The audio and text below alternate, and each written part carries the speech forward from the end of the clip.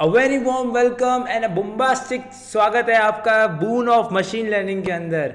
अब boom of machine learning एक वो चीज़ है जो मैंने लिखी थी बहुत टाइम पहले, लेकिन आज फाइनली इसका मैं एक वीडियो बुक बनाने की ट्राई कर रहा हूँ और ये उसका पार्ट 1 है। और बून ऑफ मशीन लर्निंग जो है ये एक ऐसा कंसेप्ट है जिसमें आप मशीन लर्निंग के बारे में समझते हो, आप ये जानते हो कौन कौन से मेजर एल्गोरिदम्स है जो कि मशीन लर्निंग में काम आते हैं और कौन कौन सी तरीके की प्रोग्रामिंग्स है जो आपके काम आती है। तो बिना किसी टाइम को खराब किए, अब मैं नहीं चाहता ज़्यादा टाइम वेस्ट मैं बातचीत में करूं, so let's go and let's start our video book of boon of machine learning.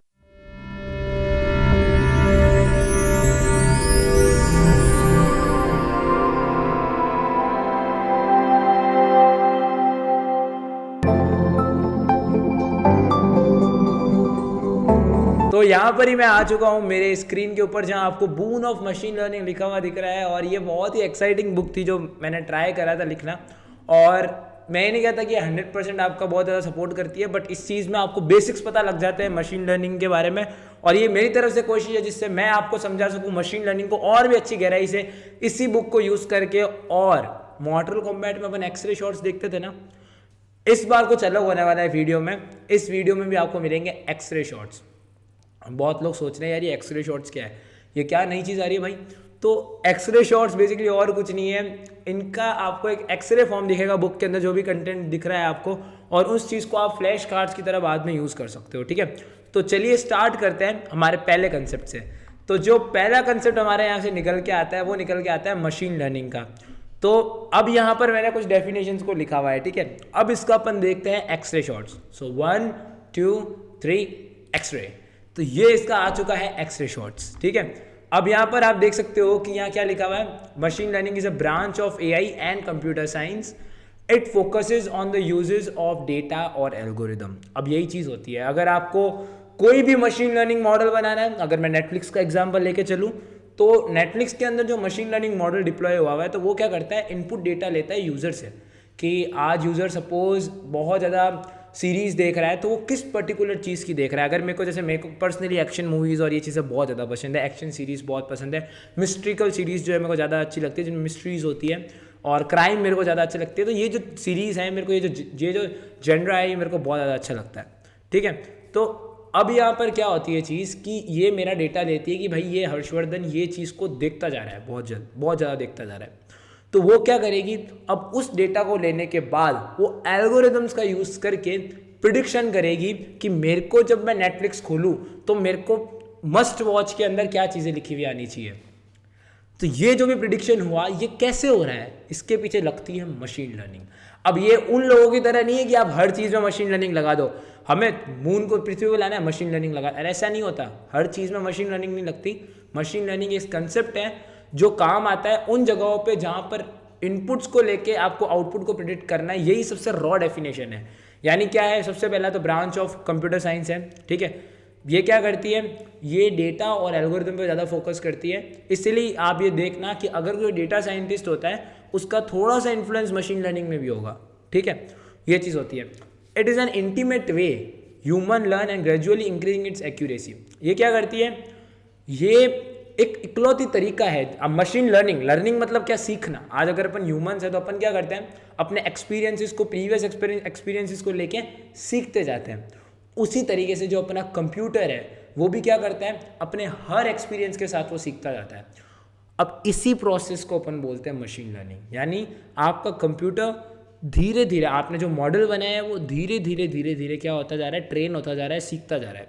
ठीक है, अब अपन यही पढ़ेंगे कि ये ट्रेन होता कैसे है, क्या चीज़ें होती है, वो सब अपन पढ़ने वाले हैं। ठीक है, मशीन लर्निंग में डेटा और एल्गोरिदम का ही काम होता है। अब मशीन लर्निंग में मेजरली डेटा और एल्गोरिदम किस चीज़ के लिए काम आते हैं वो यहाँ पर नीचे आपको दिख रही होगी।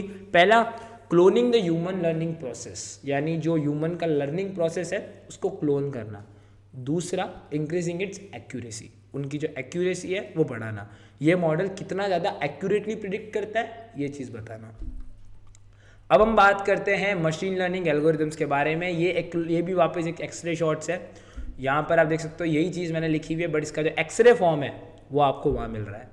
अब आप इसकी टेंशन इतना मत लो, वो आपको मिल जाएगा सारा, नीचे जाओ डिस्क्रिप्शन में आपको मिल जाएगा। लेबल डेटा और लेबल्स आप यहाँ देख सकते हो, क्योंकि ये एक डायग्रामेटिकली फॉर्म है एक छोटा सा मशीन लर्निंग मॉडल का, तो इससे ज़्यादा समझ में आएगा। लेबल डेटा है आपके पास और कुछ लेबल्स हैं।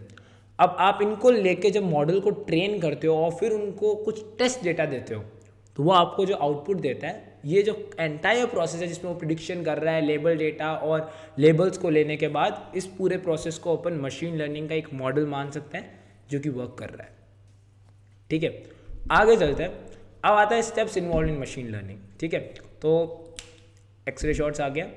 तो देखो यही चीज़ मैंने यहाँ पर लिखी हुई है पूरी कि मशीन लर्निंग एल्गोरिदम कर क्या रहा है, हिस्टोरिकल को डेटा लेके आउटपुट को प्रिडिक्ट कर रहा है। ठीक है, लेबल डेटा और लेबल्स को मॉडल लेता है और प्रिडिक्शन करता है टेस्ट डेटा के ऊपर।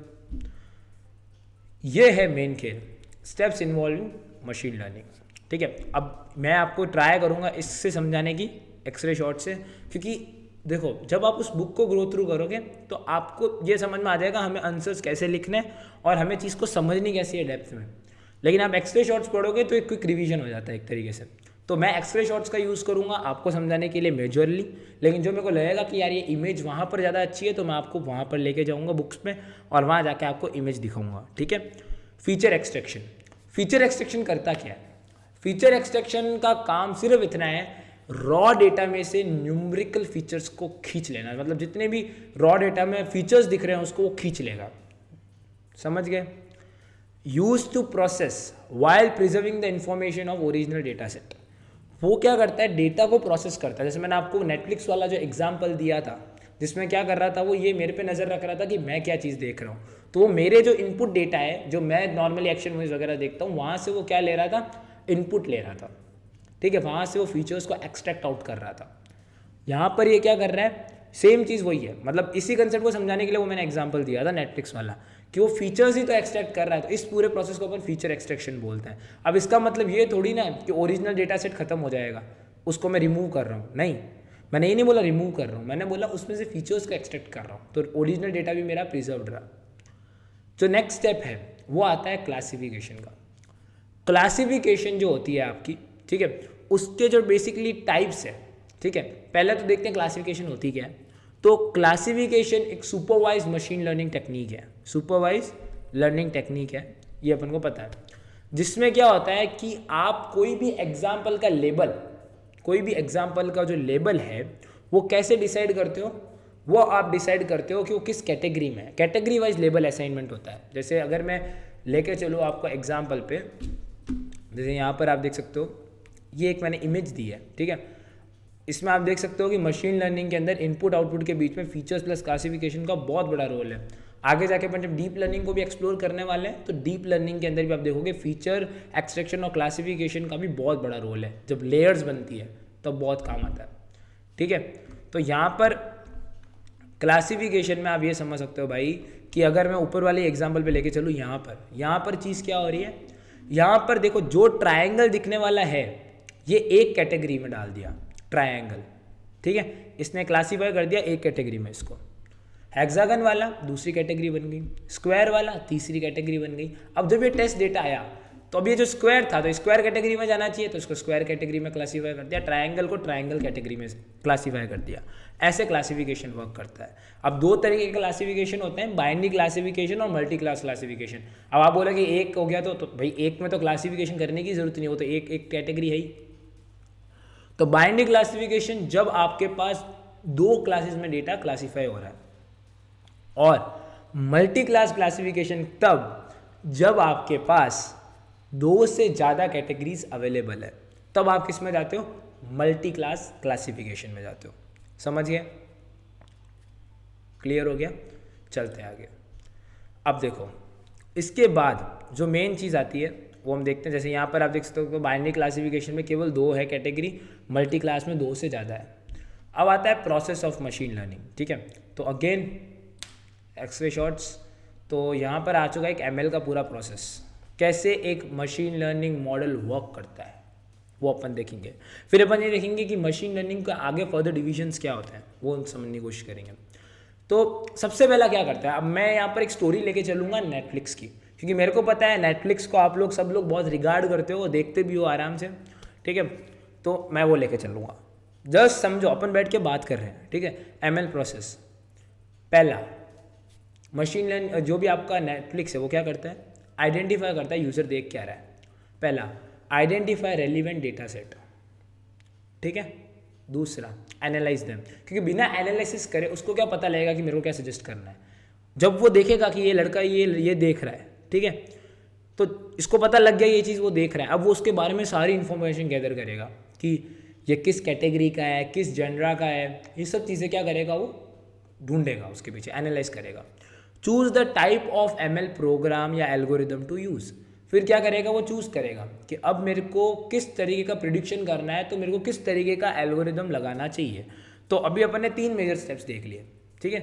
हम नेटफ्लिक्स का एग्जांपल लेके चल रहे थे, पहले हमने देखा रेलिवेंट डेटा सेट को उसने मेरा आइडेंटिफाई किया, फिर उसको एनालाइज कर रहा है, और तीसरा उस बंदे ने क्या किया, उसने ये ढूंढना स्टार्ट कर दिया, जो भी प्रोग्राम है, जो भी कोड है, कि अब कौन सा मशीन लर्निंग एल्गोरिदम सबसे अच्छा सूटेड बैठता है यहाँ, ये वो ढूंढना स्टार्ट कर चुका है। अब वो क्या करेगा, it will build an analytical model, क्या करेगा वो एक एनालिटिकल मॉडल बिल्ड आउट करेगा, जो कि किस पे बेस्ड होगा, based on the chosen algorithm. जो एल्गोरिदम उसने ढूंढा है मशीन लर्निंग एल्गोरिदम, अब उसको यूज़ करके ये एक पूरा मॉडल मैन्युफैक्चर करेगा, पूरा मॉडल बढ़िया सा एकदम तगड़ा मॉडल मैन्युफैक्चर करेगा, ठीक है। मॉडल मैन्युफैक्चर करने के बाद वो क्या करेगा, उसको ट्रेन करेगा किसके ऊपर, टेस्ट डेटा पे, यानी कुछ सैंपल डेटा के ऊपर वो उसको क्या करता है, टेस्ट करता है कि यार अगर आज, चलो मैं हर्षवर्धन का इन्होंने देखा, अगर कोई दूसरा बंदा सपोज राज आ गया कोई, अगर मैं बात करूँ बनी कोई लड़का आ गया, ठीक है, स्नेहा कोई लड़की आ गई, ऐश्वर्या कोई लड़की आ गई, ठीक है, तो अब क्या हो रहा है, अलग अलग लोगों पे उसने उसको टेस्ट किया, टेस्ट डेटा के ऊपर। अब जब वो सक्सेसफुली उसका टेस्ट डेटा सही चीज़ बता रहा है, एक्यूरेसी दे रहा है अच्छी खासी, तो अब वो क्या करेगा, वो उस मॉडल को डिप्लॉय करेगा, उसको रन करेगा और स्कोर्स को जनरेट करेगा कि एक्यूरेसी कितनी आ रही है, और वो जो यहाँ से आउटपुट निकल के आएंगे मॉडल से, वो आपको अपनी मोबाइल स्क्रीन पे शो होते हैं कि यू मस्ट वॉच दिस। तो कितना आसान है, मतलब अपन ने बातचीत में पूरा मशीन लर्निंग मॉडल देख लिया किस तरीके से वर्क करता है। पहले क्या देखा कि भाई रेलिवेंट डेटा सेट, बिना रेलिवेंट डेटा सेट को यूज़ किए वो करेगा क्या, आज उसको डेटा पॉइंट्स ही ढंग के नहीं मिल रहे हैं, तो मॉडल ही ख़राब कर देगा। अब ये एक एरर है अमेजिंग तरीके का, जो कि हम आगे देखने वाले हैं। तो पहला स्टेप क्या है, identify the relevant data sets. Second चीज़ क्या है, एनालाइज देम, उसको एनालाइज करो। तीसरा क्या है, मशीन लर्निंग एल्गोरिदम ढूंढो जो उस डेटा सेट के ऊपर अप्लाई किया जा सके, जो हमें डिजर्व्ड आउटपुट दे। चौथा अपना क्या है, अब आप उस मशीन लर्निंग एल्गोरिदम को यूज़ करो, और क्या करोगे, उसको यूज़ करने के बाद आपको एक मॉडल बनाना है पूरा। तो आपने पूरा एक मॉडल डेवलप कर दिया, उसके बाद आपने क्या किया, अब आप उसको टेस्ट करोगे सैम्पल डेटा सेट के ऊपर या टेस्ट डेटा के ऊपर। जब आप ये चीज़ सक्सेसफुली कर दोगे, तो अब आप क्या करोगे, जो आपका फाइनल स्टेप होगा, जो फाइनल स्टेप आप करने वाले हो, वो आप ये करोगे कि उसको आप डिप्लॉय करोगे। डिप्लॉय करने के बाद आप उसकी भी बार बार रेगुलरली एक्यूरेसी चेक करोगे, और अगर कोई एरर दिखेगा उसको रेक्टिफाई करोगे मॉडल में, ठीक है, उसको लर्न करवाओगे। तो इस तरीके से एक पूरी cycle of machine learning workout होती है। अब पूरी मशीन लर्निंग जो है उसको 3 में डिवाइड किया गया है, 3 तरीके की जो लर्निंग्स हैं वो डिवाइड की गई है मशीन लर्निंग से। पहली आती है सुपरवाइज्ड। सुपरवाइज्ड में क्या होता है, हम पहले से हमारे सिस्टम को बता देते हैं कि कौन सी चीज़ क्या है, मतलब उसको सुपरविजन दे चुके हैं अपन एक तरीके से। यानी मैं उसको पहले ही बता दूंगा कि ये माइक है, ये कैमरा है, ये माउस है, ठीक है। मैंने उनको लेबल्स भी साथ दे दिए डेटा के। अनसुपरवाइज्ड के अंदर मैं लेबल नहीं दूंगा उसको, मैं उसको केवल डेटा दूंगा, ठीक है। और रीइंफोर्समेंट में क्या होगा, जैसे एक बच्चा सीखता है ना, वैसा एक मशीन सीखेगा रीइंफोर्समेंट में, यानी test and trial, trial and error, इसके ऊपर पूरा मॉडल रन आउट करेगा। अब जब अपन बात करते हैं सुपरवाइज्ड लर्निंग के बारे में, तब अपन 2 चीज़ें देखते हैं, जो कि होती है क्लासिफिकेशन एंड रिग्रेशन, ठीक है। अगर मैं बात करूँ अनसुपरवाइज्ड के अंदर, तो हम देखते हैं क्लस्टरिंग, ठीक है, जो कि एक अनसुपरवाइज्ड मेथड है, ठीक है। और जो आप लास्ट देखते हो, यानी जो रीइंफोर्समेंट लर्निंग देखते हो, इसमें आप देखते हो डिसीजन मेकिंग को, ठीक है, कैसे एक पर्टिकुलर मशीन डिसीजन लेना सीखती है। यानी काफ़ी इंटरेस्टिंग होती है ना चीज़ें, कैसे एक पर्टिकुलर चीज़ डिसीजन लेना सीखती है, कैसे आपका फ़ोन का जो आप गूगल असिस्टेंट यूज़ करते हो वर्कआउट करता है। हम सारे एग्जांपल्स को कंसीडर करेंगे और मशीन लर्निंग को एकदम क्रिएटिव तरीके से समझने की कोशिश करेंगे। चलते हैं नेक्स्ट पॉइंट पे। तो जो नेक्स्ट हमारा पॉइंट है, यही कितना बोरिंग सा फोटो था, इसका हमने एक्सरे किया, मज़ा आ गया। ये भी अपन ने देख लिया है, ठीक है। ये अब कुछ मेजर एल्गोरिदम्स है जो लिखे हुए हैं, जैसे क्लासिफिकेशन में डिसीजन ट्रीज, SVM, ठीक है, आपका रैंडम फॉरेस्ट, आपका KNN एल्गोरिदम, ठीक है, बूस्टिंग एल्गोरिदम, ये सारी चीज़ हम पढ़ेंगे। मैं ये नहीं कह रहा नहीं पढ़ेंगे, पढ़ेंगे, लेकिन अभी अपन बेसिक समझ के चलते हैं, ठीक है, क्योंकि जितना बेसिक समझोगे दिमाग से उतना आसान रहेगा। तो ये इमेज आपके काम आ सकती है अगर आप एग्जाम में फ्लो चार्ट्स बनाने पे रहो, या आपको लाइफ में कभी भी किसी को बताना हो कि हमें किस समय किस एल्गोरिदम का यूज़ करना है, तो आप ये इमेज देख सकते हो, ठीक है। और तो और अगर आपको डाउट हो रहा है कि अपन इतने सारे कैसे पढ़ेंगे, तो आप टेंशन फ्री रहो, मैं आपको एकदम ट्रिक से सब चीज़ें पढ़ा दूंगा, आपको पता भी लगेगा आपको सब आ गई। ऐसी अपन स्टोरीज लेके चल रहे हैं, ठीक है। तो पहला अपना आता है सुपरवाइज्ड लर्निंग, ठीक है। Again let's move to the x ray shots. तो यहाँ पर हम आ चुके हैं सुपरवाइज मशीन लर्निंग। अब लोग बोलेंगे कि बेटा एक तो एक्सरे कम कचरा ज़्यादा लग रहा है, तो भाई जब आप इतने कंसेप्ट को एक फ्लैश कार्ड में डालोगे तो ऐसा कचरा तो होगा ही, ठीक है। लेकिन होता क्या है, लास्ट मोमेंट पे इसी चीज़ को पढ़ने में बहुत मज़ा आता है, ठीक है। जब आप इतनी सारी बुक्स लास्ट मोमेंट पे नहीं पढ़ सकते, तो ये फ्लैश बुक इंपॉर्टेंट है पढ़ना, ठीक है। तो मैं आपको ट्राई करूँगा इससे ही पढ़ाऊँ, क्योंकि लास्ट में जब आप इसको रिवीजन कर लोगे एक बार, या आप कभी भी आपको इंटरव्यूज़ क्रैक करने हो तो आप इसी को ही देख लोगे ना, तो आपका काम हो जाएगा, ठीक है। वो बात अलग है कि मैं एक और चीज़ प्लान कर रहा हूँ आपके लिए फॉर इंटरव्यूज़, तो चल रहा है, बहुत कुछ चल रहा है। तो सुपरवाइज्ड लर्निंग के अंदर हम क्या देखते हैं, model is trained on label data set, यानी मॉडल जो होता है वो किस पे ट्रेन होता है, ऑन लेबल डेटा सेट, जो कि मैं तुम्हें बता चुका हूँ। मॉडल के अंदर होता क्या है, यहाँ देख सकते हो आप सुपरवाइज लर्निंग में, training data set plus validation data set are labelled, यानी जो ट्रेनिंग डेटा सेट है उसको भी लेबल्ड किया जाता है और वैलिडेशन डेटा सेट भी लेबल्ड होता है, दोनों ही होता है, यानी दोनों तरीके के जो डेटा सेट है वो लेबल्ड है, ठीक है। यानी मैंने उसको पहले से बता दिया कि क्या ट्रायंगल है क्या स्क्वायर है, ठीक है। लेबल्स मैंने साथ में दी थी, जैसे आपने वो एग्जांपल देखा था ना, वो एक्चुअली में सुपरवाइज लर्निंग का ही एग्जांपल था, कि आपको पता होगा कि उस एग्जांपल में हमने क्या किया था, उस एग्जांपल ने हमें सारी चीज़ें उसको बता दी थी। जैसे यहाँ देख सकते हो इस एग्जांपल पे, एक मिनट कहाँ चला गया, हाँ ये, इसमें हमने सब चीज़ें बता दी थी, क्या कि भाई ये अपना हेक्सागन है, देखो यहाँ लिख दिया, या अपन ने लिख दिया ट्रायंगल है या स्क्वायर है, यानी डेटा के साथ अपन ने लेबल्स दे दिया। तो ये क्लासिफिकेशन का एक बहुत अच्छा एग्जांपल है, ठीक है। तो ये आपका ये चीज़ हो गई। अब आ जाओ आगे, टाइप्स ऑफ सुपरवाइज लर्निंग। मैंने बोला था सुपरवाइज लर्निंग में अपन दो तरीके की लर्निंग पढ़ेंगे, रिग्रेशन एंड क्लासिफिकेशन। अब ये दो चीज़ें क्यों बनी, देखो क्या होता है कि जब भी हम वेरिएबल्स की बात करते हैं, ठीक है, वेरिएबल्स यानी डेटा की बात करते हैं, तो दो तरीके के वेरिएबल्स हमें पता लगते हैं। पहले होते हैं क्वालिटेटिव वेरिएबल्स और एक होते हैं क्वांटिटेटिव, यानी कुछ ऐसे वेरिएबल्स होते हैं जो न्यूमेरिकल डेटा में काम करते हैं, ठीक है। जब आपको रिजल्ट जो है न्यूमेरिकल डेटा का काम हो, कुछ आपका काम होता है क्वालिटेटिव, यानी आपको न्यूमेरिकल के अदर यानी कैटेगरियल चीज़ हो गई, ठीक है, जिसमें अब आपको क्वालिटी के ऊपर बात हो रही है, अब क्वांटिटी के ऊपर बात नहीं हो रही, यानी उसके फीचर्स के ऊपर बात हो रही है, तो वो क्लासिफिकेशन। यानी जब भी आपके पास न्यूमेरिकल डेटा हो तब रिग्रेशन लगता है, और कभी भी आपको न्यूमेरिकल डेटा आपके पास नहीं हो और उसके अलावा कोई डेटा हो तो उस पर क्या लगता है, आपका क्लासिफिकेशन लगता है। बेसिक इतना समझ के चलो, ठीक है। अब देखो क्लासिफिकेशन में आते हैं। क्लासिफिकेशन में मैं आपको एक लेके चलता हूँ साथ में पेन, जिससे मैं आपको मार्क करके चीज़ें बता सकूँ, ठीक है। क्लासिफिकेशन में लेबल्स डिफाइंड होते हैं, रिग्रेशन में नो डिफाइंड लेबल्स। अब आप बोलोगे कि यार तुम तो बोला था सुपरवाइज लर्निंग में ये चीज़ें होती है, लेबल डेटा सेट होता है, तो भाई मैंने ये नहीं बोला कि लेबल डेटा सेट के अंदर लेबल्स डिफाइन करने या नहीं करने, मैंने बोला लेबल डेटा सेट, यानी डेटा सेट एक्चुअली लेबल्ड है। क्लासिफिकेशन में डेटा सेट को एकदम डिफाइन किया गया है, उसके लेबल्स को डिफाइन किया गया है प्रॉपरली, लेकिन रिग्रेशन में कोई डिफाइंड लेबल्स नहीं होते। Output is having continuous task, ठीक है, समझ गए। अब देखो यहाँ एक बहुत अच्छी यहाँ पर इमेज है जो कि आप इससे सीखोगे, वो मैं इस पर लेके आऊँगा आपको।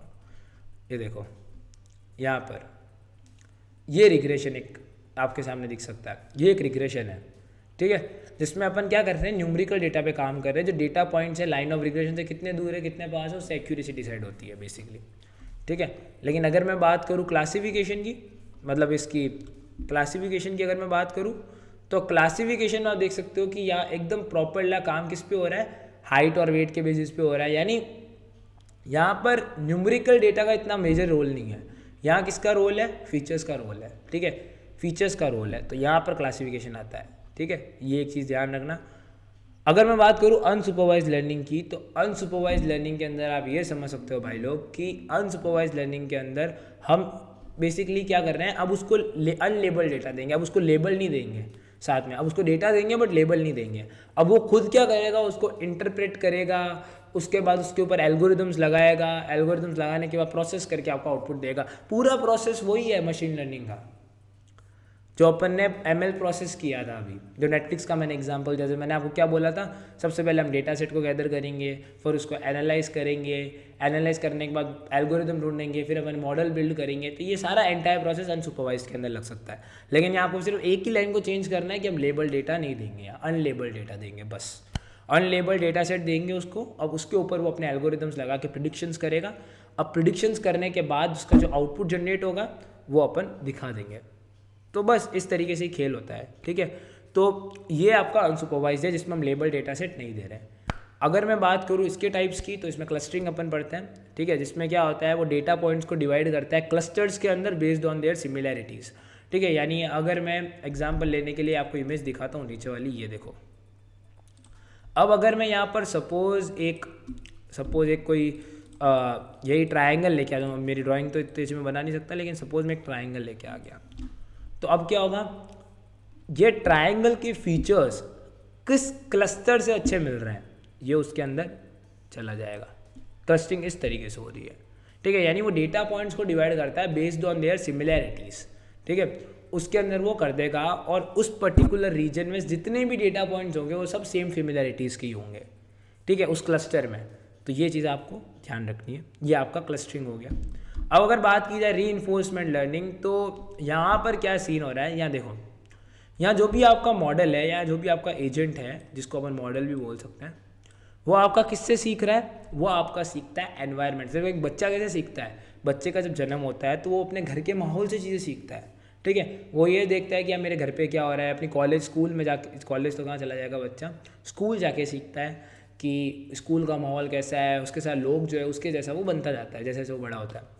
उसी तरीके से मशीन लर्निंग मॉडल भी क्या करता है, अपने एनवायरनमेंट से सीखता है।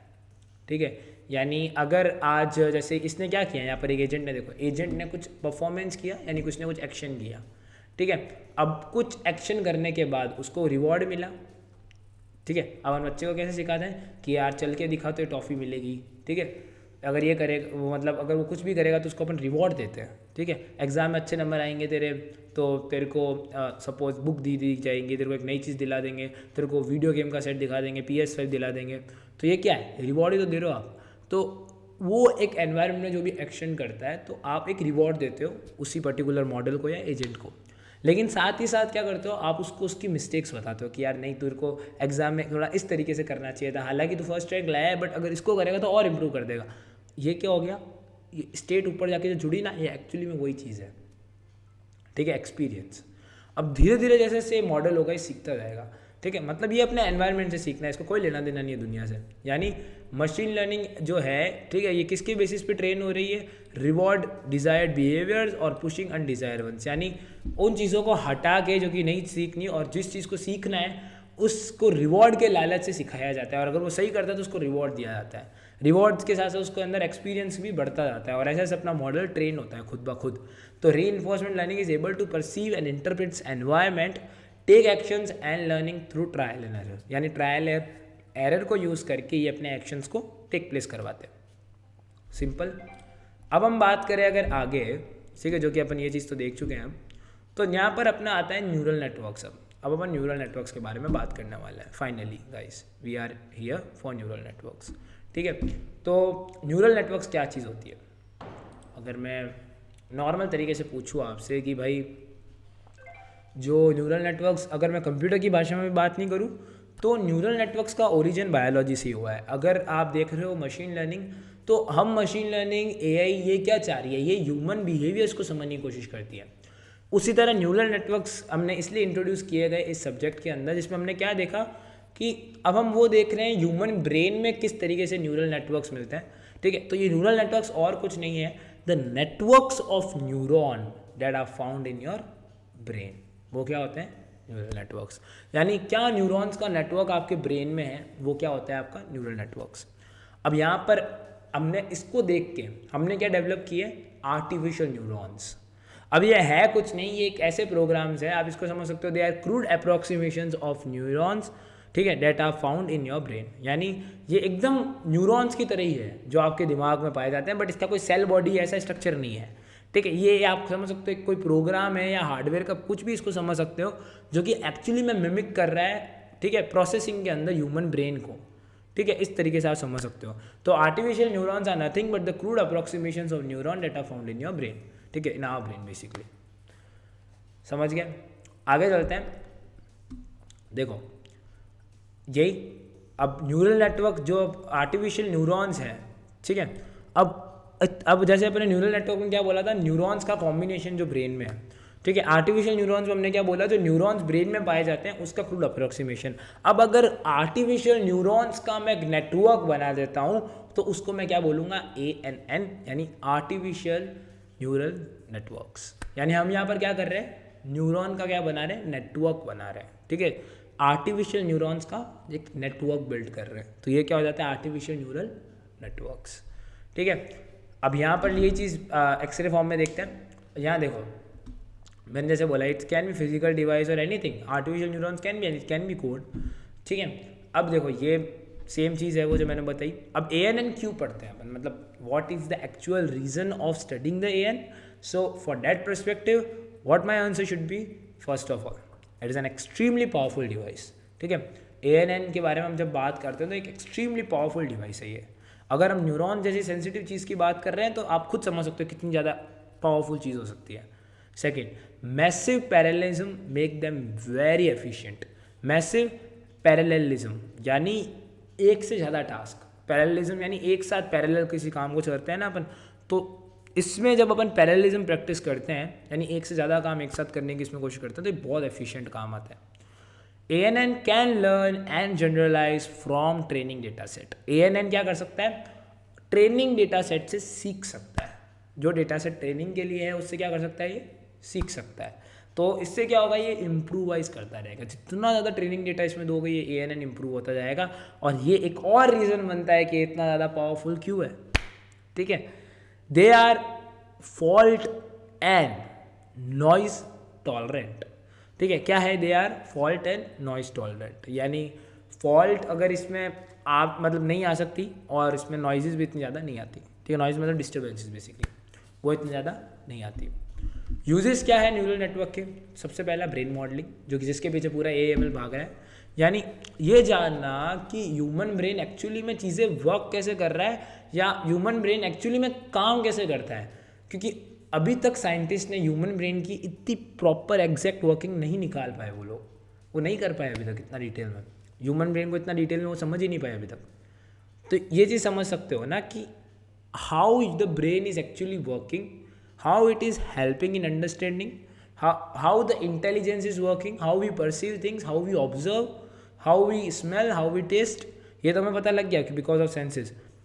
लेकिन सबसे मेजर जो 5-6 कंडीशन है वो क्या है, परसीव, हम किस चीज़ को कैसे समझते हैं, intelligence, how human brain is intelligent. तीसरा, हाउ आवर एक्शंस, हम एक्शंस कैसे लेते हैं, कैसे क्या सोच के, क्या कॉम्बिनेशन ऑफ न्यूरॉन नेटवर्क से क्या कॉम्बिनेशन आते हैं इसकी वजह से हम एक्शंस लेते हैं, हमारा थॉट प्रोसेस कैसे वर्क करता है। परसेप्शंस आर वेरी इंपॉर्टेंट, किसी चीज़ को देख के हमारे दिमाग में क्या परसेप्शंस आते हैं, कौन से न्यूरॉन ट्रिगर होते हैं, कौन से साइनेप्सिस होते हैं, ये सब चीज़ें। और इसका क्या रीज़न है, अगर आपको न्यूरल नेटवर्क्स और आर्टिफिशियल न्यूरल नेटवर्क समझ में आ जाते हैं, so you can construct the wonders.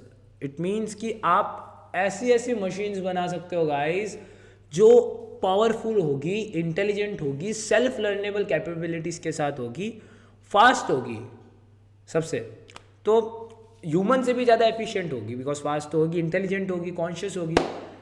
तो ऐसी चीज़ें आप बनाओगे, आप आगे जाके कॉन्शियस मशीन्स भी बन सकती है अगर अपन इस टेक्नोलॉजी में डीप में जाएं। यही वो आपके दिमाग में आता है कि अगर टर्मिनेटर जैसी चीज़ अगर लिटरली में आप साइबॉर्ग की बात करते हो तो ये चीज़ें क्या हो रही है, सारी चीज़ें यहीं से तो ओरिजिन नहीं है, इन थ्योरीज से तो हो रही है। अब ये रियल में बने नहीं बने वो नहीं पता, बट थ्योरीज तो चल रही है यहीं से। तो अब ये समझ सकते हो कि इस पर्टिकुलर सब्जेक्ट की इंपॉर्टेंस कितनी खतरनाक है और इस टॉपिक की कितनी सेंसिटिविटी है न्यूरल नेटवर्क्स की, ठीक है।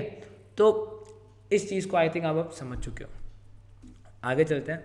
अब आता है नर्वस सिस्टम, क्योंकि देखो अगर हमें खुद का ANN डिज़ाइन करना है तो हमें सबसे पहले बेसिक्स समझने पड़ेंगे कि जो ह्यूमन बॉडी में चीज़ें हैं वो वर्कआउट कैसे हो रही है। ठीक है, नर्वस सिस्टम जैसे है। तो नर्वस सिस्टम्स क्या है? It is nothing, it includes 3 things: your brain, your spinal cord and your complex network of nerve. ठीक है, जो आपका नर्व्स का कॉम्प्लेक्स नेटवर्क है जिसको आप न्यूरल नेटवर्क्स बोलते हो, वो इसके अंदर होती है, स्पाइनल कॉर्ड होती है और आपका ब्रेन होता है। ठीक है, अब यहाँ पर हम एक एक करके चीज़ समझेंगे। नर्वस सिस्टम के 3 पार्ट्स हैं मेजर। इफेक्ट पहला रिसेप्टर्स जो एनवायरनमेंट से इनपुट्स लेते हैं। सेकंड इफेक्टर्स, ठीक है, जो क्या करता है आपका आउटपुट बाहर निकालता है। और एक क्या है? न्यूरल नेट यानी ब्रेन जो सोचता है, जो प्रोसेस करता है। तो एक तरीके से ये मान लो, think of a scenario like you are having one tube, and in the between of that tube मैंने कोई मशीन रख दी है। ठीक है, अब जैसे आप क्या करते हो, आपने वो देखा है, आप जब ट्रैवलिंग करने जाते हो तो आप एक बैग को चेक करने वाली मशीन होती है जिसमें आप एक तरीके से बैग डालते हो, दूसरी तरफ से वापस लेते हो। तो थिंक ऑफ लाइक दैट कि जहाँ आप चीज़ें अंदर डाल रहे हो वो हो जाती है आपकी एक रिसेप्टर, यानी वहाँ से इनपुट्स आ रहे हैं फ्रॉम एनवायरनमेंट। ब्रेन एक्चुअली में उसके सेंटर में है, जो उस इनपुट को क्या करेगा? प्रोसेस करेगा। न्यूरल नेटवर्क जो उसका ब्रेन है वो एकदम सेंटर में है। और इफेक्टर्स कहाँ पर है? जब दूसरी तरफ से वो निकल जाती है वो इफेक्टर है, यानी आउटपुट। उसकी वजह से क्या इफेक्ट आया, यानी क्या आउटपुट आया। समझ गए? Cells of neural nervous system की बात की जाए तो 2 तरीके से सेल होते हैं यहाँ पर, नर्वस सेल और जिला सेल्स। नर्वस सेल्स एक्चुअली में काम आता है इंफॉर्मेशन प्रोसेसिंग के लिए। ठीक है, आपके ब्रेन में इंफॉर्मेशन प्रोसेसिंग किस तरीके से होती है उसके लिए क्या काम आता है? Nervous cells. अगर मैं बात करूँ जिला सेल्स की, तो जिला सेल्स आपको सपोर्ट क्या करते हैं? ये सपोर्ट करते हैं होम्योस्टेसिस टू न्यूरॉन, यानी जब आपके न्यूरॉन में होम्योस्टेसिस होता है तब ये जिला सेल्स काम आता है। अब आपके दिमाग में आएगा ये होम्योस्टेसिस क्या है, चलो देखते हैं क्या है ये। तो अगर मैं बात करूँ होम्योस्टेसिस मीनिंग, तो आप ये समझ सकते हो it is a process by which your body reacts to the changes in order to keep conditions inside the body, for example temperature the same। मतलब बाहर के एनवायरनमेंट या कंडीशंस में आपकी बॉडी के अंदर का जो एनवायरनमेंट है उसकी स्टेज है, ठीक है, उस चीज़ के ऊपर जो चीज़ रिएक्ट करती है, हाउ आपकी बॉडी मतलब किस तरीके से अपने इंटरनल एनवायरनमेंट में रिएक्ट करती है, वो होम्योस्टेसिस होता है। ठीक है, तो ये चीज़ हो गई, मतलब साथ साथ में पढ़ते जा रहे हैं अपन भी। अब आता है स्टिमुलस। स्टिमुलस एक्चुअली में रिसेप्टर्स है। जैसे अगर मैं बात करूँ, आपको याद है जब आप आग के ऊपर अपना हाथ लेके जाते हो एकदम पीछे आ जाता है, जो रेस्पॉन्स स्टिमुलाई अपन ने पढ़ा था इन द क्लास 10th। ठीक है, तो ये जो चीज़ें होती है ये क्या है? तो ये जो स्टिमुलाई है ये एक्चुअली में आपका एक, आप ये समझ सकते हो कि आपको एनवायरनमेंट से एक रिसेप्टर है, उसको पता लगा कि यहाँ गर्मी बहुत ज़्यादा हो रही है, it's sort of burning sensation, तो उसने पीछे हाथ ले लिया। तो receptors are nothing but your stimulise. ठीक है, अब देखो ये क्या करते हैं रिसेप्टर्स, आपको एनवायरनमेंट से इलेक्ट्रिकल इम्पल्सेस लेते हैं। ठीक है, अभी एक मतलब एनवायरनमेंट से नहीं लेते, इंटरनल स्ट्रेसेस। आप ये समझ सकते हो कि जैसे ही उसका हाथ जला, अंदर क्या हुआ, वो स्टिमुलाई ने आगे अपने इस सिग्नल को भेजा in the form of electrical impulses. अब ये इलेक्ट्रिकल इम्पल्सेस जाते हैं न्यूरल नेटवर्क में। ठीक है, न्यूरल नेटवर्क के अंदर जाने के बाद वहाँ से प्रोसेस होती है चीज़ें, और वहाँ से वापस इलेक्ट्रिकल इम्पल्स के फॉर्म में आपका आउटपुट आता है जो कि रिसेप्टर शो करता है। ठीक है, जैसे आपका माउथ हो गया या कुछ भी, मतलब आपके जैसे पीछे हाथ खींचा, आपके मसल जो रिसेप्टर्स होते हैं वो ये चीज़ शो करते हैं। ठीक है, तो ये आपका इफेक्टर्स हो गया। ठीक है, तो इस तरीके से पूरा प्रोसेस चल रहा होता है। अगर आपको प्रॉपर, अगर आपको एग्जाम में बनाओ तो आप ये डायग्राम ज़रूर बनाना, मोस्ट इंपॉर्टेंट डायग्राम। स्टिमुलाई से आपको रिसेप्टर्स मिले, रिसेप्टर से न्यूरल नेटवर्क गया और उसको भी इनपुट आया वापस कि पीछे हाथ ले लो, ये देख सकते हो पूरा कैसे एक साइकिल वर्क करती है, स्टिमुलस से लेके वापस रिस्पॉन्स तक, वो इस चीज़ में आराम से शो होगा। But the major centre of attraction जो यहाँ पर है वो न्यूरल नेटवर्क है, जो न्यूरल नेट बीच में। ठीक है, आई थिंक समझ गए। अब अगर मैं बात करूँ कंपैरिजन की, जो कि अपने आप में एक अलग ही लेवल की इंपॉर्टेंस रखता है, how your brain is comparable to the computers. So without wasting any time हम देखते हैं हमारा जो ब्रेन है वो कैसे कंपेरेबल है अपने कंप्यूटर से. समझना तो पड़ेगा ही, तो समझते हैं. ठीक है, पहला ब्रेन के बारे में अगर बात की जाए तो ब्रेन में आप ये समझ सकते हो 10⁴ साइनोप्सिस होते हैं आपके ब्रेन में. ठीक है, आप ये समझ सकते हो साइनोप्सिस यानी जो इन्फॉर्मेशन को प्रॉपर्ली क्या करेंगे, साइनेप्स. ठीक है, साइनेप्स आप ये मान सकते हो, अगर मैं यहाँ पर सर्च करूँ synapses meaning. Synapses are basically the junction between two nerve cells consisting of minute gap across the impulse passed by diffusion of neural transmitter. यानी बेसिकली क्या होता है, जब अगर मैं बात करूँ एक न्यूरॉन की, अगर मैं एक न्यूरॉन की बात करता हूँ, ठीक है, जैसे लेट्स ट्राई अबाउट न्यूरॉन. अब अगर देखो यहाँ पर, तो अपन यहाँ पर देखते हैं एकदम आराम से किस तरीके से जाती है. तो अगर आप इस इमेज को ढंग से देख सकते हो तो यहाँ पर क्या हो रहा है, दो आपके जो न्यूरॉन्स है उसके बीच में इन्फॉर्मेशन का ट्रांसफ़र किसके थ्रू हो रहा है, उसके बीच में जो इन्फॉर्मेशन का ट्रांसफ़र हो रहा है वो होता है साइनेप्सिस के थ्रू. यानी एक न्यूरॉन से जितनी भी इन्फॉर्मेशन होती है वो इलेक्ट्रिकल इम्पल्स में कन्वर्ट होती है और उस इलेक्ट्रिकल इम्पल्स को दूसरा जो न्यूरॉन है वो कैप्चर करता है और उसको आगे सेंड आउट करता है. तो ये जो पूरा प्रोसेस होता है, ठीक है, ये आप साइनेप्सिस कहलाता है. अब अगर मैं बात करूँ ह्यूमन ब्रेन की तो उसमें 10⁴ साइनेप्सिस होते हैं.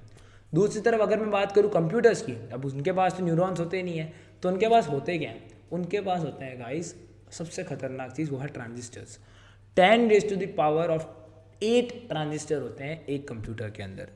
सोच सकते हो कितनी हाई पावर है ये.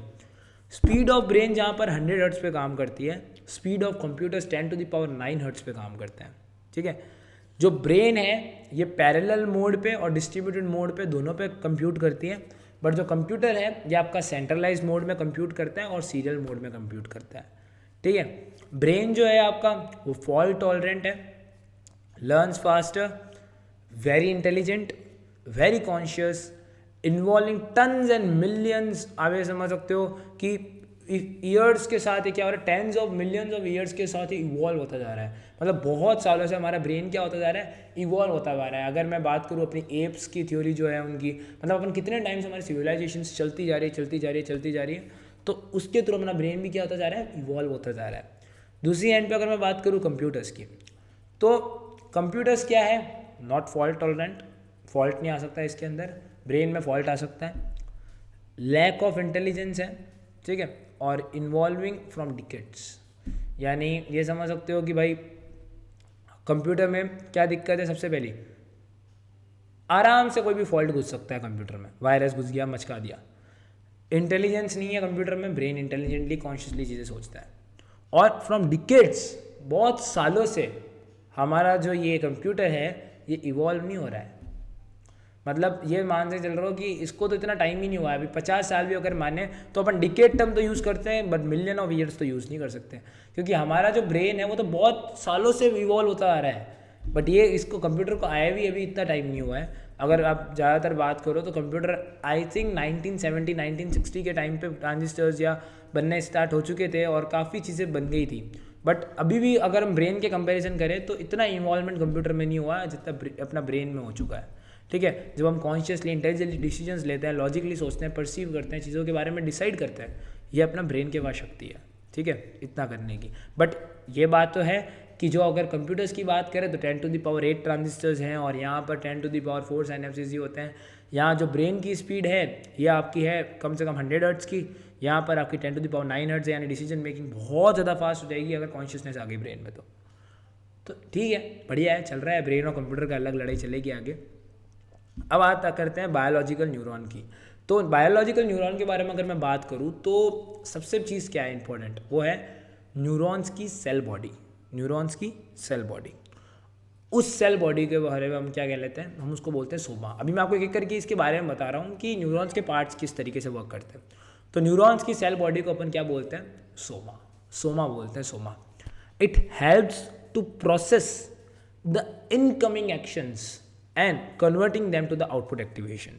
यानी ये मान सकते हो कि पहले तो इसमें इनपुट्स कहाँ से आते हैं, ठीक है, वो समझते हैं. तो अगर एक न्यूरॉन की वर्किंग के बारे में प्रॉपर तरीके से बात की जाए, अगर मैं इस न्यूरॉन की प्रॉपर तरीके से वर्किंग के बारे में बात करूं तो ये न्यूरॉन वर्क कैसे करता है। देखो यहाँ पर डेंड्राइट्स है, और दूसरी तरफ अगर मैं बात करता हूँ कि यहाँ से जब इन्फॉर्मेशन प्रोसेस हो जाती है सोमा से, तो ये कहाँ जाती है आगे, ये माइलिन शीथ से होती हुई जाती है एक्सॉन्स पे, और एक्सॉन से क्या होता है, ये इन्फॉर्मेशन आगे जाती है थ्रू साइनेप्सिस एंड ऑल। तो यहाँ पर चीज़ क्या हो रही है, आप अगर इस चीज़ को ढंग से समझो तो जो मेजर पार्ट्स आपको स्टडी करने वाले हैं वो क्या है, सबसे पहले तो डेंड्राइट्स आपको समझ में आने चाहिए। बिकॉज होता क्या है कि एक्सॉन से इन्फॉर्मेशन डेंड्राइट्स ही लेते हैं, तो यहाँ पर भी कोई इससे पहले एक न्यूरॉन रहा होगा जिसके एक्सॉन्स के थ्रू इन्फॉर्मेशन डेंड्राइट्स के पास आई, तो dendrites is just as an input, ठीक है। डेंड्राइट्स जो एनवायरनमेंट से इनपुट लेते हैं just as a effector receptor जो अपन ने पढ़ा था, तो आप इस तरीके से एक विजुअलाइजेशन कर सकते हो दिमाग में कि डेंड्राइट्स क्या है, नन अदर डेंड्राइट्स आपका एक इनपुट है, ठीक है। इनपुट आ गया, और डेंड्राइट्स के बाद इन्फॉर्मेशन किसके पास जाती है, सोमा। सोमा क्या करता है, उस इनपुट को प्रोसेस करता है, और उस इनपुट को प्रोसेस करने के बाद जो आउटपुट आता है वो जाता है एक्सॉन्स के पास, ठीक है। और एक्सॉन्स आउटपुट आपको आगे दूसरे न्यूरॉन तक बेच देता है, ठीक है। तो इस चीज़ को आप समझ सकते हो। अब इनके बीच में जो इंपॉर्टेंट चीज़ आती है वो आती है साइनेप्सिस। तो साइनेप्सिस क्या करता है, दो न्यूरॉन के बीच में ट्रांसफ़र का जो खेल है इन्फॉर्मेशन का, वो होता है साइनेप्सिस के थ्रू। वो दोनों न्यूरॉन क्या करते हैं, न्यूरल ट्रांसमीटर के थ्रू, आप जब बात करते हो एक्सॉन्स की, तो वो न्यूरल ट्रांसमीटर एक बीच में केमिकल या एक एनवायरनमेंट के थ्रू इलेक्ट्रिकल इम्पल्स के फॉर्म में इन्फॉर्मेशन को ट्रांसफ़र करता है from one neuron to another, जो कि आप आउटपुट एक्टिवेशन बोलते हो। समझ गए किस तरीके से काम हुआ। सबसे पहले डेंड्राइट्स ने इन्फॉर्मेशन ली फ्रॉम आउटपुट, मतलब फ्रॉम इनपुट। डेंड्राइट्स ने इन्फॉर्मेशन कहाँ से ली, फ्रॉम एनवायरनमेंट। जो दूसरा न्यूरॉन है उससे उसने इन्फॉर्मेशन ली, तो dendrites are acting as an input, they are just acting as a receiver first of all, ठीक है, not as a transmitter. Receiver की तरह एक्ट कर रहा है, रिसीव कर रहा है इन्फॉर्मेशन को, तो ये इनपुट हो गया। अब soma are just you can say the brain part of that neuron, यानी जो सोमा में न्यूक्लियस वगैरह है वो ब्रेन पार्ट है। तो यहाँ से क्या होता है, इन्फॉर्मेशन को, जो इनपुट इन्फॉर्मेशन है, इनपुट एक्टिवेशन है, उसको प्रोसेस करके कन्वर्ट किया जाता है आउटपुट एक्टिवेशन में। अब ये आउटपुट एक्टिवेशन एक्सॉन्स के थ्रू बाहर जाती है through synapses to another neuron by creating that environment through neural transmitters, ठीक है। तो इस तरीके से अपना पूरा न्यूरॉन वर्क करता है, और आपको यही चीज़ समझ में आएगी तो आपको यही लिखना है वहाँ, ठीक है। अगर मैं बात करूँ अब अपन एक एक करके मॉडलिंग के बारे में पढ़ेंगे, न्यूरॉन्स के मॉडल को पढ़ने वाले, तो बहुत इंटरेस्टिंग सा होने वाला है अभी सब कुछ, ठीक है। तो जो पहला इंटरेस्टिंग यहाँ पर मेरे पास आ चुका है, जो कंसेप्ट वो आ चुका है कि मैकलोव-पिट्स न्यूरॉन। मैकलोव-पिट्स न्यूरॉन ये क्या चीज़ है। तो अब जैसे जैसे टेक्नोलॉजी में इन्वॉल्वमेंट हुआ, जैसे जैसे हमने न्यूरल नेटवर्क की साइंस को और ज़्यादा पढ़ा, हमारे पास जो मॉडल आया, या मतलब जो साइंटिस्ट ने मॉडल्स बनाना डेवलपमेंट में स्टार्ट किया, उसी का ही आप एक फल मान सकते हो मैकलोव-पिट्स मॉडल, ठीक है। मैकलोव-पिट्स न्यूरॉन जो है आपका, ये एक पहला न्यूरॉन है, ठीक है, आर्टिफिशियल न्यूरॉन है जिसको बनाया गया, ठीक है। अब इसमें 3 पार्ट्स होते हैं, ठीक है। पहला होता है सेट ऑफ साइनेप्सिस, ठीक है, जो कि क्या करता है, bring activation from other neurons. जैसे साइनेप्सिस अपना कैसे वर्क करता था, 2 न्यूरॉन के बीच में न्यूरल ट्रांसमीटर्स का लेयर बना के जो आउटपुट एक्टिवेशन है उसको ट्रांसफर करता था डेंड्राइट्स में दूसरे न्यूरॉन की, उसी तरह सेट ऑफ साइनेप्सिस भी क्या काम करता है, दूसरे न्यूरॉन से इन्फॉर्मेशन लेने के लिए काम करता है, ठीक है, bring activation from other neurons. Processing units, processing units क्या करता है, it will apply a non linear activation function, ठीक है। यानी ये एक वो जगह है जो कि पहले तो सारे इनपुट्स को क्या करेगी, सम करेगी, ठीक है, और क्या करती है, ये नॉन लीनियर एक्टिवेशन फंक्शन को अप्लाई करती है। आउटपुट लाइन्स, एक न्यूरॉन में जब ये सारी चीज़ें प्रोसेस हो गई है, तो आउटपुट लाइन क्या करेगी, वो जो आंसर आया है प्रोसेस करने के बाद, जो आउटपुट एक्टिवेशन जैसे उसमें अंदर आया था सोमा से, वैसे ही जो आउटपुट आया है उसको क्या करेगा, आगे दूसरे न्यूरॉन्स में ट्रांसफ़र कर देगा। ये काम है आउटपुट लाइंस का, ठीक है। तो इसका डायग्राम कुछ इस तरीके से आप देख सकते हो किस तरीके से काम कर रहा है। पहला, इनपुट्स आ रहे हैं through set of synapses from other neurons, ठीक है। जो इनपुट आ गए दूसरे न्यूरॉन से, और यहाँ पर कुछ वेट्स हैं, तो आपको करना कुछ नहीं है, मैं आपको स्टेप बाय स्टेप बताता हूँ, समझने की कोशिश करना आउटपुट किस तरीके से आएगा। कि जो वेट्स हैं, आपको क्या करना है, ज़्यादा इतना मेजर मत समझो, आपको सिंपल और सिंपल पहले इस वेट्स के साथ आपको मल्टीप्लाई करना है इसको, और उसका क्या करना है, समीशन करना है, ठीक है। और समीशंस करने के बाद आप उस पर लगाते हो फंक्शन, एक्टिवेशन फंक्शन उस पर आप लगाओगे और आपका आउटपुट आएगा, ठीक है। ये आप समझ गए। अब देखो यहाँ पर डायग्राम में अच्छी तरीके से दिया हुआ है, तो यानी क्या करना है, पूरी वर्किंग यहाँ लिखी हुई है, जो मैंने बोला वही समझो। हिंदी में मैंने बोला ना, हिंदी में मजाक मजाक मजाक में पढ़ो, ठीक है, ज़्यादा सीरियस नहीं लेना कभी चीज़ को। तो वर्किंग क्या है, each input will be multiplied by the weight, हर इनपुट को वेट के साथ मल्टीप्लाई कर दो, पहला step. It will give you the synaptic strength, it will give you the synaptic strength. Now weights are summed to give activation level. अब आपको क्या करना है, जितना भी आपने ये इनपुट और जो वेट्स का मल्टीप्लाई करा है उसका क्या कर दो, सम कर दो, ठीक है। It will give you the activation level. Now activation level is transform to output by activation function. जब आपने मल्टीप्लाई करके सबको जोड़ दिया तो आपके पास क्या आ गया, एक्टिवेशन लेवल। अब उस एक्टिवेशन लेवल पे क्या लगेगा, आपका आगे जो फंक्शन है वो लगेगा और आपको आउटपुट देगा। अब आप बोलोगे कि यार ये तो ठीक है, यहाँ हमें ये तक चीज़ समझ में आ गई पूरी चीज़, ठीक है, यहाँ अपने वेट के साथ मल्टीप्लाई होगा, ये हम समझ में आ गया। बट ये माइनस थीटा क्या सीन है, माइनस थीटा यू कैन से it is the subtraction of an error और थ्रेशोल्ड, ठीक है। थ्रेशोल्ड आप समझ सकते हो, वो चीज़ यहाँ से हटा दी गई जो एरर होगा। तो यहाँ क्या हुआ, V J is known as the weight from unit I to J. अगर आपका V J I is greater than zero तो synaptic is excitatory, if V G I is less than zero तो synaptic weight is inhibitory. इतना आपको ध्यान रखना है, ठीक है। मैकुलर न्यूरॉन की जो कंप्यूटेशनल पावर थी वो माइंड ब्लोइंग थी। Computational will be very powerful if you will use McCulloch Pitts neuron. तो ये शुरुआत हो गई थी न्यूरॉन बनने की, एक स्टार्टिंग जर्नी हो गई थी, जिससे हमारा जो आगे जाके आर्टिफिशियल न्यूरॉन में और ज़्यादा रिसर्च हुई। जो बायोलॉजी से जब हम पढ़ना स्टार्ट कर चुके हैं अभी, बायोलॉजिकल चीज़ के बाद हमने मैकुलर-पिट्स मॉडल को पढ़ा, जो कि हमें काफ़ी चीज़ें बता के गया, हमें एक आइडियोलॉजी देके गया कि किस तरीके से हमारे आगे इस प्रोसेस को, एक्सपेरिमेंटेशन के, रिसर्च के प्रोसेस को आगे लेके जाएं और चीज़ें समझें। तो हमारी मदद किसने करी, मैकुलर-पिट्स न्यूरॉन ने। अब आगे चलते हैं बेसिक्स ऑफ ANN। तो ANN के जो बेसिक्स है उसको 3 में किया जाता है डिवाइड। पहला आता है सिनेप्टिक वेट्स।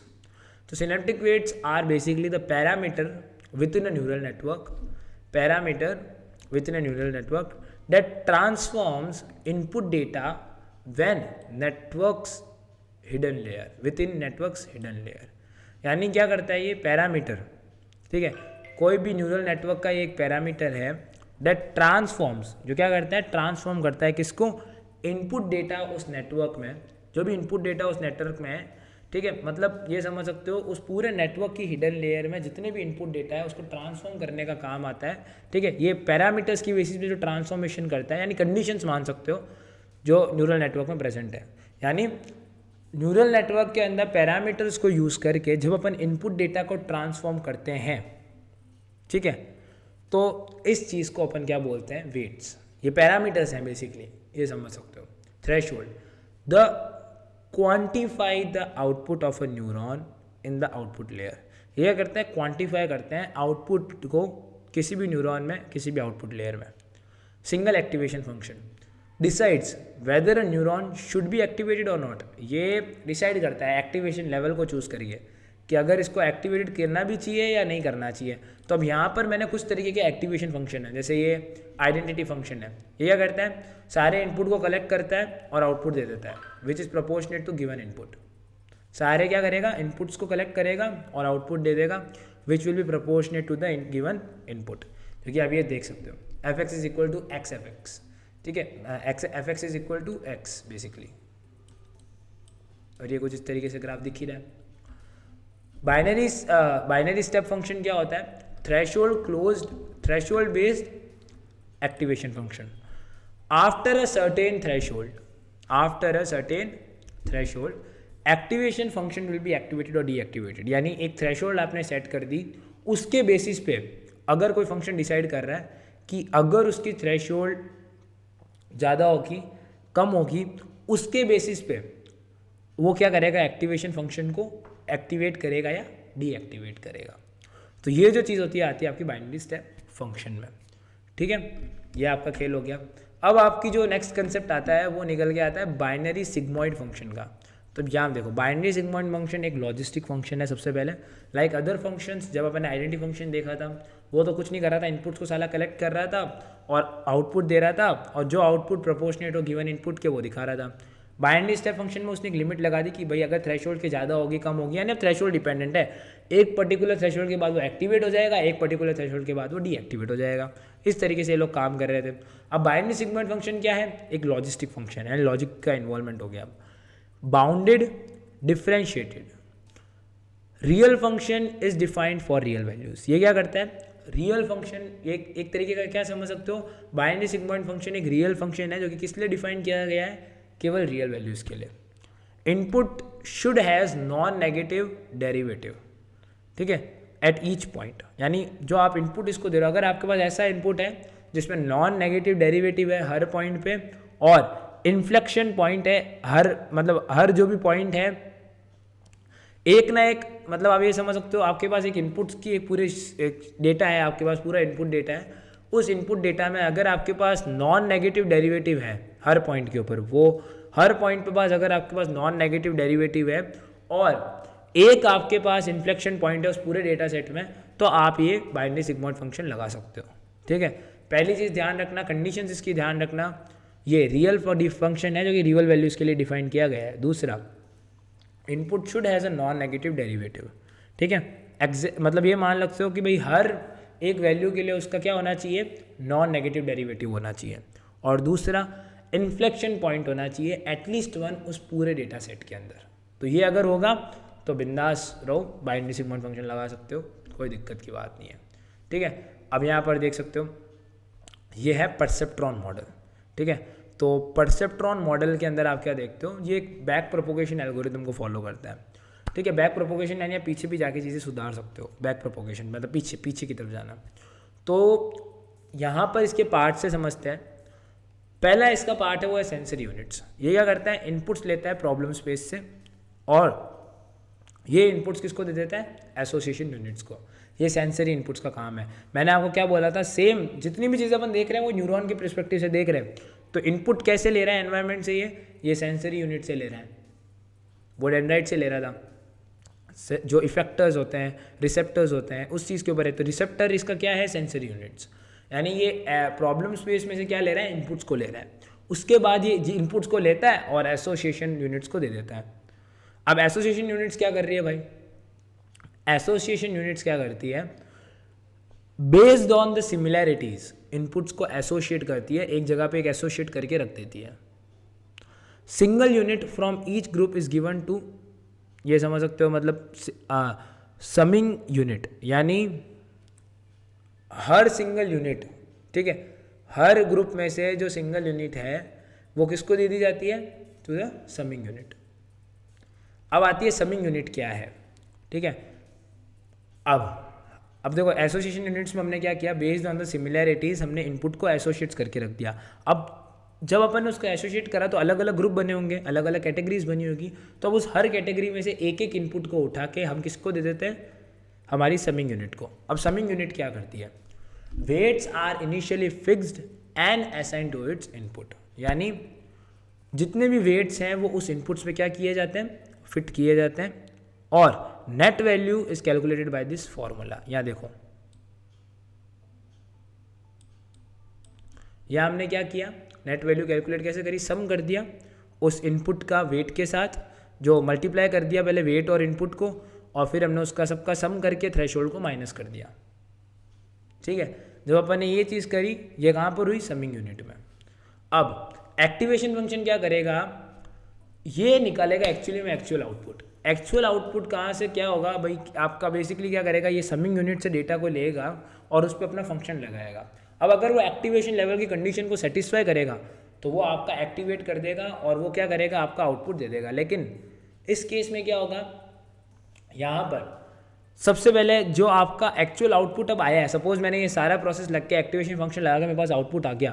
अब उस आउटपुट को ये कंपेयर करेगा उस डिजायरेबल आउटपुट के साथ जो आपने सोचा था।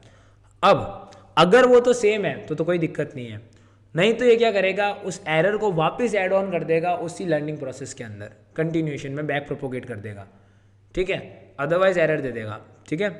तो ये क्या कर रहा है, अगर आउटपुट एक्चुअल आउटपुट और जो अपना टारगेट आउटपुट है जो हम चाह रहे थे आए, वो तो अगर सेम आ जाता है तो एक नहीं छेड़ेगा, लेकिन अगर ये सेम नहीं आता है तो एरर जनरेट करेगा, और एरर में उसका रीज़न उसके अंदर जो उसके अंदर चेंजेस करने होंगे वो चेंजेस वापस करेगा बैक प्रोपोगेट करके, और वापस रेक्टिफाई करके आपको आउटपुट देगा, और तब तक चलता रहेगा जब तक आपका टारगेटेड आउटपुट जो आपका था वो आपका एक्चुअल आउटपुट के बराबर नहीं आ जाता। तो ये आपका क्या होता है, एक्टिवेशन फंक्शन यूनिट्स। यानी पहला सेंसरी यूनिट्स जो कि कर क्या रही थी, आपके प्रॉब्लम स्पेस में से इनपुट्स को उठा रही थी, फिर ये एसोसिएटेड को दे रही थी। एसोसिएट यूनिट्स क्या कर रही थी, ये जो भी आपकी यूनिट्स थी, ठीक है, जो भी आपके इनपुट्स थे भाई, अपन ने उसको क्या कर रही थी, बेस्ड ऑन द सिमिलैरिटीज़ और उसके बेसिस पे ये अलग अलग ग्रुप में रख रही थी।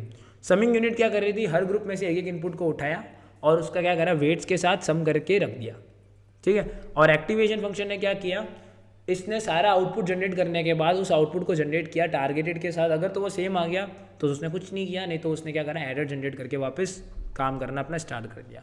तो ये फॉरवर्ड स्टेज में भी काम करता है और बैकवर्ड स्टेज में भी काम करता है, ठीक है। ये देखो, इसीलिए ये बैक प्रोपोगेट है, क्योंकि देखो ये क्या कर रहा है, जो आपका न्यू है, ठीक है, और ये कैसे आ रहा है, देखो इसने फिक्स कैसे किया, यहाँ एक्चुअली ये इक्वेशन लिखी हुई है कि उस एरर को इसने फिक्स कैसे किया, क्योंकि दिक्कत किस में आई होगी, पैरामीटर्स में आई होगी, वेट्स में आई होगी। तो ये क्या करते हैं कि जब अगर उसका एक्चुअल आउटपुट जो है वो टारगेटेड के बराबर नहीं आता है तो ये वेट्स में चेंजेस करते हैं। अब जब ये वेट्स में चेंजेस करते हैं तो क्या होता है, नया वेट आता है। तो अब क्या कर रहा है, इस तरीके से ये क्या करते हैं, उसमें चेंजेस करते हैं और एक्चुअल आउटपुट को टारगेट और आउटपुट के बराबर लाने की कोशिश करी जाती है। तो इस तरीके से आपका एक्टिवेशन फंक्शन यूनिट वर्क करता है। तो ये आपका पूरा प्रोसेस हो जाता है, परसेप्ट्रॉन मॉडल किस तरीके से काम करता है। दूसरी तरफ जो तुम्हारा मैक्यूलर का मॉडल था वो अलग तरीके से काम करता था, उसमें set of synapses processing units और आउटपुट यूनिट्स के ऊपर बात होती थी। सेट ऑफ साइनेप्सिस जो ये देखता था कि भाई दूसरे न्यूरॉन से एक्टिवेशन कैसे लाता है, प्रोसेसिंग क्या करता था, एक्टिवेशन फंक्शन के अंदर जो नॉन लीनियर एक्टिवेशन फंक्शन है वो लगाता था, सारे इनपुट का सम करता था और आउटपुट आपका आउटपुट दे देता था। इसके अंदर क्या है, इसके अंदर क्या चीज़ है कि भाई इसके अंदर आपका सेंसरी यूनिट्स है जो कि प्रॉब्लम स्पेस पे क्या लेती है, इनपुट्स को कलेक्ट करती है, एसोसिएशन क्या करती है, बेस्ड ऑन सिमिलैरिटी उसको जमाती है, समिंग यूनिट क्या करती है, एक एक चीज़ें उठाती है, एक एक इनपुट उठाती है और उसको वेट्स के साथ फिक्स करके सम करके रख देती है, थ्रेशोल्ड माइनस करके रख देती है। एक्टिवेशन फंक्शन यूनिट्स क्या करती है, अपने ऊपर एक्टिवेशन फंक्शन लगाती है उस डेटा के ऊपर जो समिंग यूनिट से आया है, और उसको लगाने के बाद अगर वो टारगेट के बराबर है तो ठीक है, नहीं तो वो क्या करेगी, उसके वेट्स में चेंजेस करेगी जिसकी वजह से नए वेट्स आएंगे, ऐसे करके उस मॉडल को क्या करती रहेगी, परफेक्ट करती रहेगी। और ये तब तक चलेगा जब तक एक्चुअल आउटपुट टारगेट के बराबर नहीं आ जाता। तो ये आपका बेसिक खेल हो जाता है, ठीक है।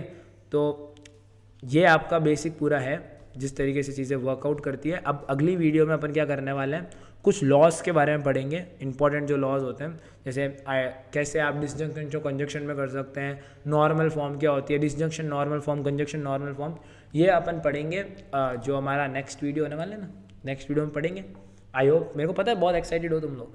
तो ये अपनी पहली वीडियो है, अगर वीडियो पसंद आई लाइक शेयर सब्सक्राइब जरूर करो इसको।